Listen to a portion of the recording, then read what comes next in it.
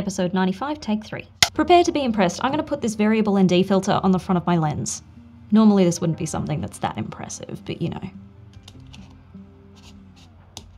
Done. This is the Revo ring from HNY. I can't even begin to explain how frustrating it is to constantly be changing circular screw-on filters like this one. Big pain, much annoyance. And I mean, sure, you can get magnetic filter systems now where you can change them quite easily, but did you see what I did? Did you see the thing? Because, you know, that was pretty revolutionary. I'll stop. Now, HNY have just launched their Kickstarter campaign for the Revo ring, and they were kind enough to send me a small set of samples to show you guys. You can check out their campaign details linked below. It'll be in the pinned comment and in the description. But before you go check that out, let's check out the Revo ring, and I'll go through some tests that I did with it. The Revo ring comes in a few different sizes and a few different flavors. You can get just the ring system, so you can put whatever existing filters you have on the ring. And then you've also got the combo filter, which I've got on here. The combo filter system has 10 stops of variable ND and a circular polarizer, so you've got everything in one. Now, there are certainly going to be more added to this list, but the ones that I have here are the 46 to 62 and the 67 to 82. The mechanism itself is rather simple. It is just an iris with some threaded blades on it, so those threads attach to the front of your lens. All you have to do is pull back on those springs, the blades come in, you put it up to the lens, you release it slowly, and it attaches to the lens. Done. Why hasn't anybody done this before? So if you know me and you know my videos, you know I don't really have a good relationship with variable ND filters. So when HNY approached me with this product, I thought it would be a great idea to take it out and test it and put it up against some other brands that I know of and have used in the past. Here's a side-by-side looking at color shift. Now, this is an unavoidable thing with variable ND filters. You are going to inherently have some sort of color shift. It can be towards a green, it can be towards magenta, it can be a cooling effect, a warming effect. It kind of depends on the brand. So in this lineup we have HNY, Moment, and Nissi. All of these are at 5 stops, shot on a Red Gemini 5K 8:1 compression, but I suppose the compression doesn't really matter with YouTube's compression. Which do you think looks best to your eyes? A, B, or C? I'll give you a couple of seconds here. You ready? Here you go. You can see the color shift in HNY is pretty minimal. It's rather neutral, but it does have a touch of green, and maybe it is a little bit on the cooler side, but it is kind of closest out of all of them to a true-to-life representation of what I was looking at. Kind of similar with the Moment filter, but Moment is a little bit stronger towards the cooling effect.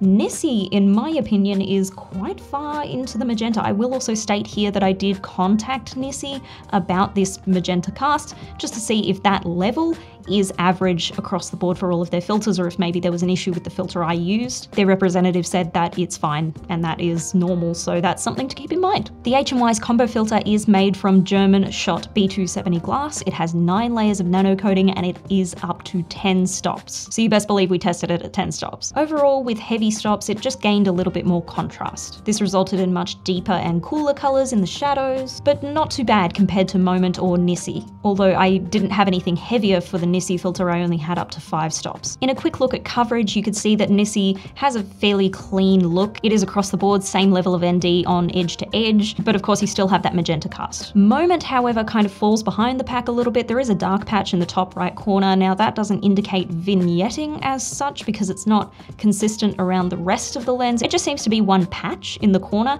and that to me sort of signifies that there's not an even coverage of ND filterage from corner to corner. HNY also has even coverage across the board, much like the Nissi. There doesn't seem to be any dark patches. There might be an ever so slight vignette from what I can see in the sky, but then again, this isn't a perfect testing situation. A perfect testing situation would have been having it in a studio environment with a clean white wall that is evenly lit, so you can see exactly when the vignetting comes in. I just didn't have time to do this sort of in-depth testing. That sort of testing also has other factors involved as well, so it can depend on the front diameter of your lens too. Now, to kind of show you a full rotation of the filter, here is the polarizer. Now, there's nothing out of the ordinary here. Polarizers do have these orb-like figures that move around as you rotate the filter. You just have to find exactly the right spot that you want and shoot in the direction of the sun that works best. So nothing out of the ordinary there. And here is the ND, which of course you can see there's a cross pattern, and that's because the filter doesn't have any hard stops. That's just totally normal, everyday thing that happens with every variable ND filter that doesn't have hard stops. This cross pattern can come in earlier on wider lenses, which is why HNY have actually put a W on their ND ND ring so that you can see when that is likely to come in when you're using a wide angle lens. And that mark is about 6 to 7 stops in. The last test we did was a quick detail test. Now, when you're adding other filters in front of your lens,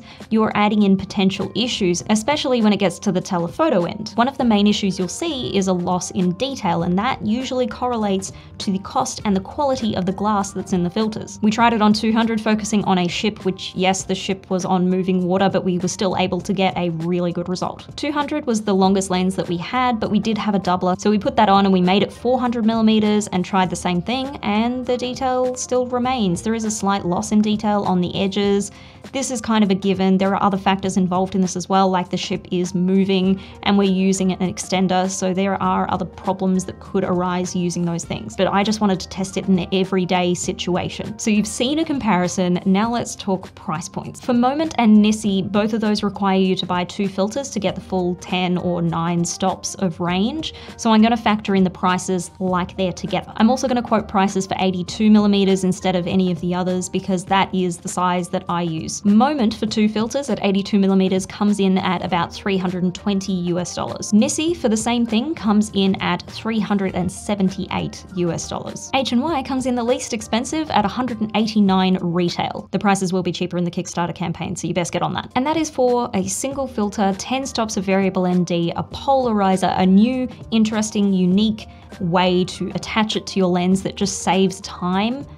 Are you impressed yet? Because I was. Reviewing this footage again is really drumming home the fact that this filter, for its price point, punches well above its weight. Are there things that I don't like about the filter? Of course there are. There are with anything that I use, with any piece of equipment, there's always something that can be improved. And maybe they will be improved with future versions. These are just samples, like I said earlier. It would be great to have the ability to lock off the position of the polarizer and the ND. You do have this little notch for changing the polarizer direction, and that's great, but can you imagine if the rings were just a touch thicker and there were 2 of those, so you can move them independently and lock them off when you like to? I don't know if that's something that can be worked into a design like this, but that would be really cool. Failing that, having hard stops for the variable ND filter would be awesome. It doesn't eliminate the cross pattern, but it makes it less likely to be seen, because obviously if you've got a wider lens, it's going to come in earlier anyway, so it's not avoidable in that circumstance. But hard stops would be amazing. The last thing that would be awesome to see on a system like this is the ability to attach some sort of lens hood to the system, or maybe even a matte box. Now I know,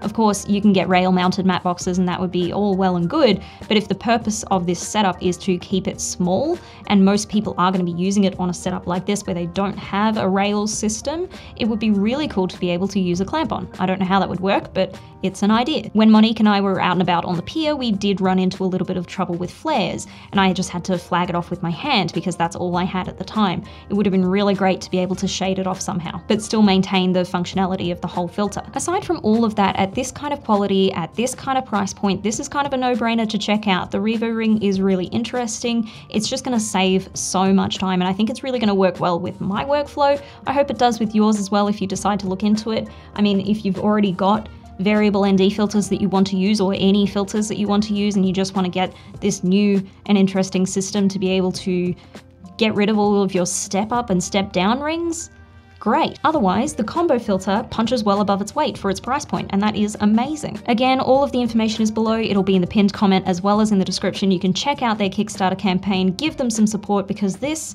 is a really cool product. So big thanks again to HNY for sending these on to me to show you guys, and thank you so much for watching. I hope you enjoyed this video, and I'll see you next time.